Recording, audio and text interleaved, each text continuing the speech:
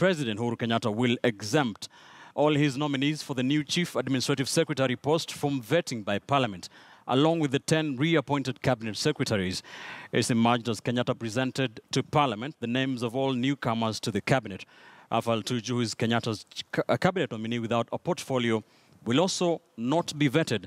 But as Omuremi Mwangi now reports, the vetting process appears to be headed to a rocky start, as the High Court certified as urgent a petition seeking to block his newly created CAS posts.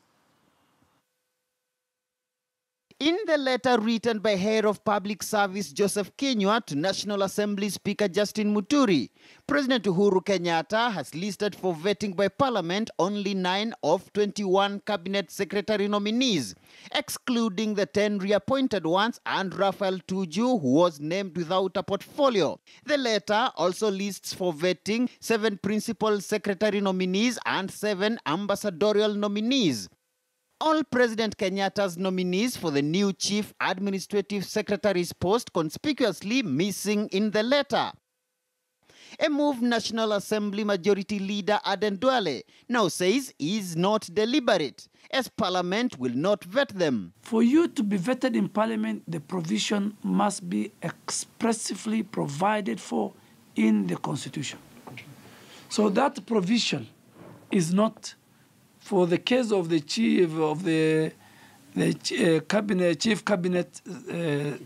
chief administrative secretaries, is not provided for. They will not come. Kenyatta's legal advisors maintain the new post is administrative in nature. Duale insisting the 2010 Constitution only prescribes parliamentary vetting of cabinet and principal secretaries, who are the accounting officers. This even as the High Court certified as urgent a petition in which activist Okia Omtata is seeking to quash President Kenyatta's creation of the new office on account that taxpayers were not adequately consulted through public participation and alleged failure of President Kenyatta and the Public Service Commission to consider the financial implications of the new post. Jubilee is already under fire for excluding the administrative secretaries, most of who are politicians, from vetting, despite falling between the cabinet secretary and principal secretary in rank. If it is about an integrity, if the chief administrative secretary is involved in corruption, the moment he is indicted and taken to court by the EACC through the office of the DPP, then the president, like he did in 2015, he will sack him. The process has to be consultative with the public, who are the taxpayers, and then we proceed to do that. Secondly, any office in the public service, can only be filled on merit and through competitive recruitment. The president has got no power to handpick people and say they are going to that office. But it is the new post held by Jubilee Secretary General Raphael Tuju as Cabinet Secretary without a portfolio that could ignite an even deeper legal and political storm.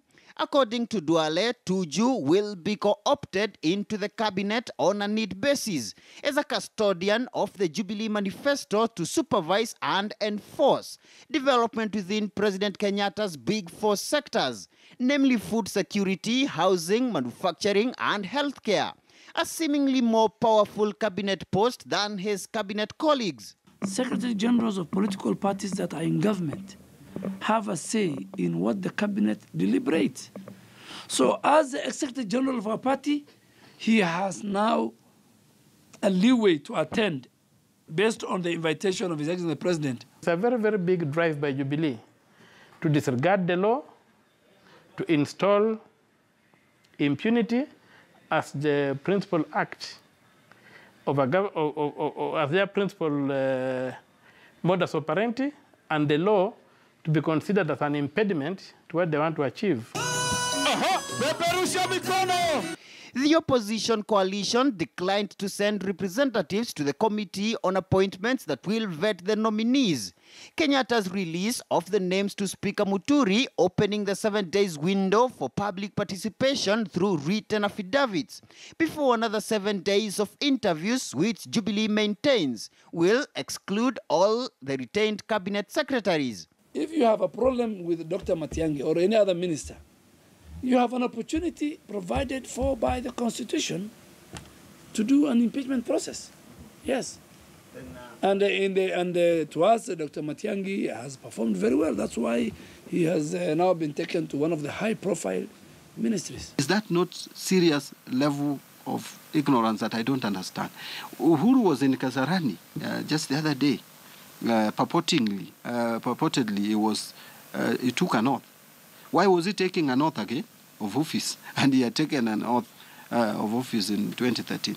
Now, judging from recent precedent where the president's decisions have faced little objection from Jubilee legislators, the absence of NASA MPs from the vetting no doubt gives the nominees a head start as the names head to Parliament. Muremi Mwangi, KTN News in Nairobi.